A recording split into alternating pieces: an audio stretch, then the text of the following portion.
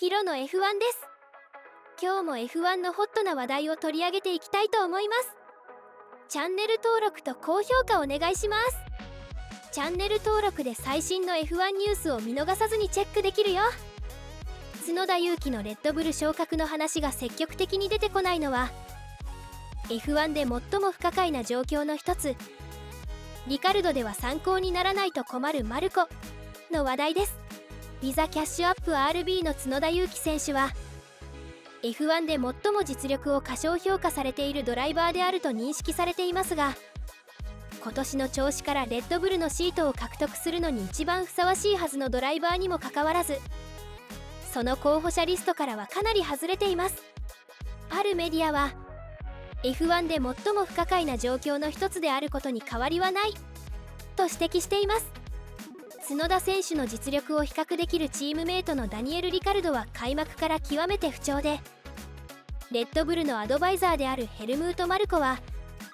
角田選手の実力を測る上でも参考にならないため、リカルドは適切なドライバーではないと感じているようです。また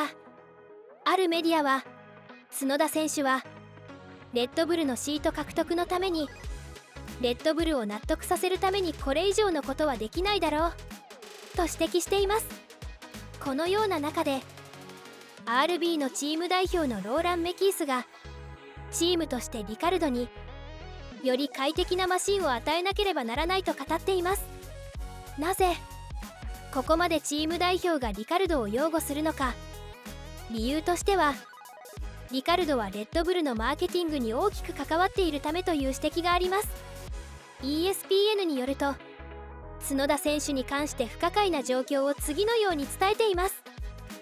サインツがようやく正当な評価を受けるようになった今、角田は F1 で最も過小評価されているドライバーであることを強く主張している。オーストラリアグランプリでの7位はその事実を明確にした。調子を見る限り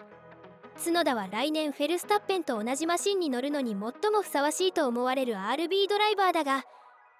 もしチームがセルジオ・ペレスの後任になることを決めたとしても、彼は候補者リストのかなり下の方にいるように見える。 F1 で最も不可解な状況の一つであることに変わりはない。角田選手はグリッドで最も安定したドライバーの一人となっています。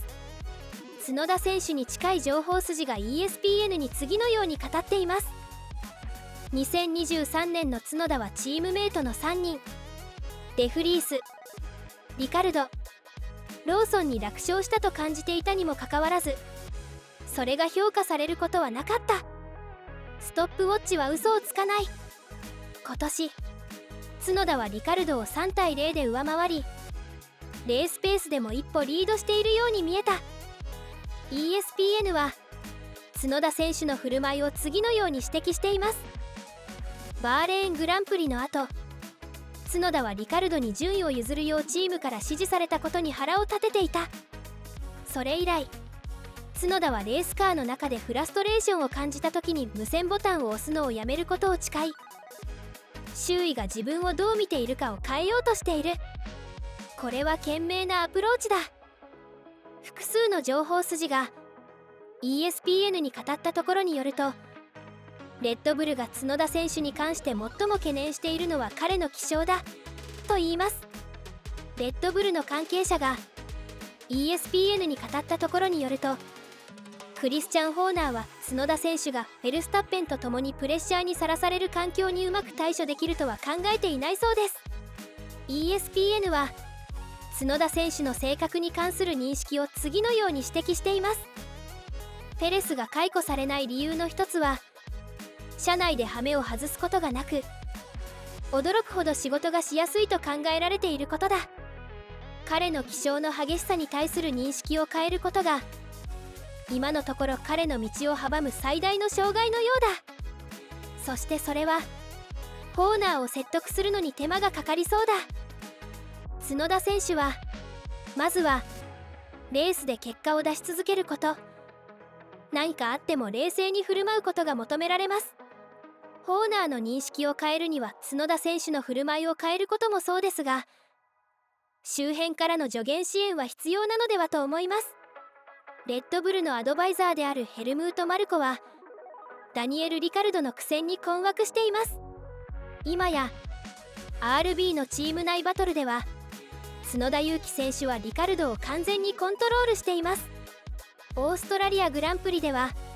8度のグランプリウィナーであるリカルドが Q1 で敗退しポイントを獲得できませんでした。マルコはリカルドの苦戦に困惑しています。リカルドの不調についてマルコはラオラワンに次のように語っています。彼は勇気よりも遅い。冬のテストではとても調子が良さそうだったのにね。でも現時点では明らかに勇気の方が早いんだ。リカルドがレッドブル復帰の価値を証明するのに十分な結果を残していない今、角田選手の招集が近づいているのでしょうか。プラネット F1 は次のように指摘しています。レッドブルのジュニアチームとして4年目の F1 シーズンを迎える23歳はレッドブルを納得させるためにこれ以上のことはできないだろう。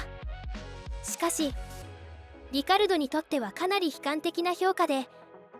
マルコは角田の能力を本当に判断するにはオージーが適切なドライバーではないと感じている。角田選手はレッドブルのシート候補なのかと尋ねられたマルコは次のように答えています。他のドライバーと比較する必要がある。問題は勇気がハイフライヤーになったのか、それともダニエルがそれほど弱いのかということだ。全く異なる3つのサーキットで3レースを戦った後では客観的な答えは出ない。 RB のチーム代表であるローラン・メキースがチームとしてリカルドにより快適なマシンを与えなければならないと語っています。リカルドはオーストラリアグランプリの Q1 最終ラップでトラックリミットに引っかかり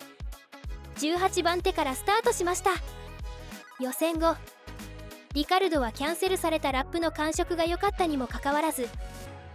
2024年シーズン2度目の Q3 進出を果たしたチームメイトの角田裕樹のペースに及ばなかったことに戸惑っていると話していました。レースではエステバン・オコンとバルテリ・ボッタスの消耗やトラブルにも助けられてリカルドは12番手まで順位を上げました。メキースはチームはまだリカルドを全面的にサポートしており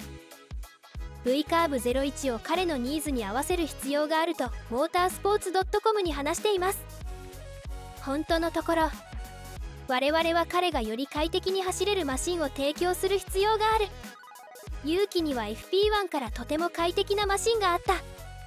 おそらくダニエルの予選でその段階に達しただけでそこからの積み重ねが必要だ。そして彼はレースでそれを確実に達成したと感じている。彼は今日ポイントを獲得したドライバーたちと同じくらい速かった。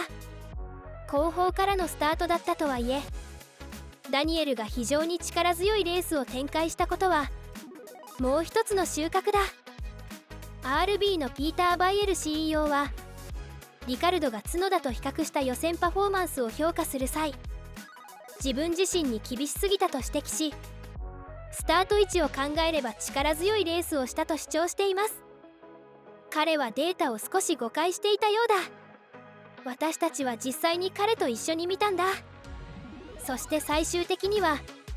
ダニエルが予選でペースを取り戻したこともポジティブに捉えている。もし金曜日にあのラップを走れていたらそれをベースにできたと思う。正直なところ彼は予選でもトップ10に入っていたと思う。日曜日は難しい。トラフィックの面でもレース運びや位置取りの面でもオーバーテイクが簡単ではないコースでもある。正直なところ彼はいい仕事をしていたし堅実な仕事をしていた。 RB の首脳陣からはリカルドをかばうコメントがこのように出ています。なぜここまで34歳のベテランドライバーを新人のようにかばうのか不思議でならないと思いますが主にマーケティング的な理由から来ているようです。噂ではリカルドはすでに2レースの最後通告を受けたといいますがチーム関係者は否定しています。 ESPN によるとこのようなメディアを活用したドライバーのモチベーションコントロールはレッドブルはこれまでも利用してきた手段だとし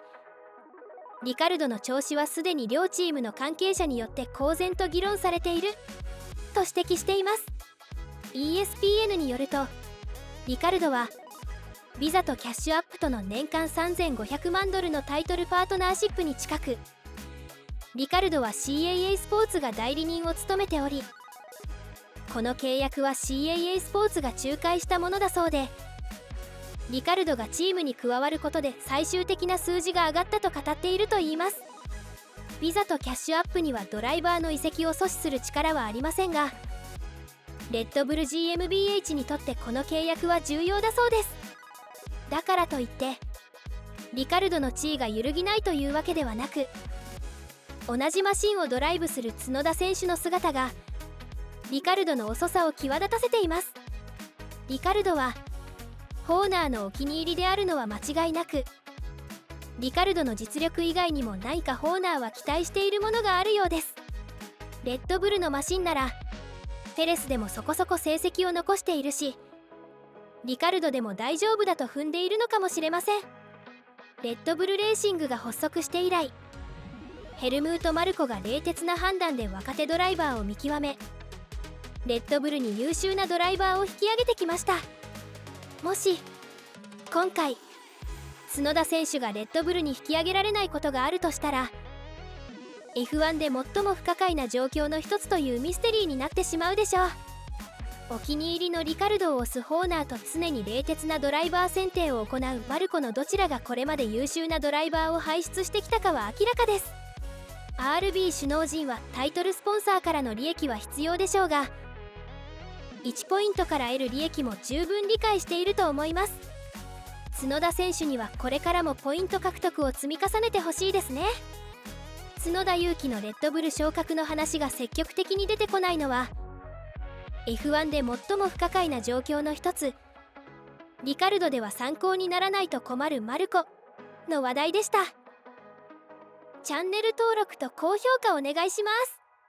チャンネル登録で最新の F1 ニュースを見逃さずにチェックできるよ。最後までご視聴ありがとうございました。次回のヒロの F1 をお楽しみに。